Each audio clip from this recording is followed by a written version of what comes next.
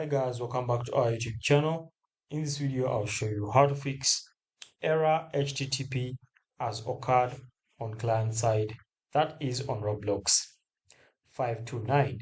Now to fix that error guys, I'll show you how to do this. First of all, first close your Roblox itself, come to start over here, then go ahead and look for settings. Go ahead and open up settings. After opening up settings, click on time and language. Click on date and time. Then make sure this is set automatic. Okay? The time zone must be automatic. If yours is not automatic, then you get that error. Then also make sure this one is also set automatic, the time. And then also make sure that you click on the sync now. Once you click on the sync now, it will then start syncing and you see this check mark.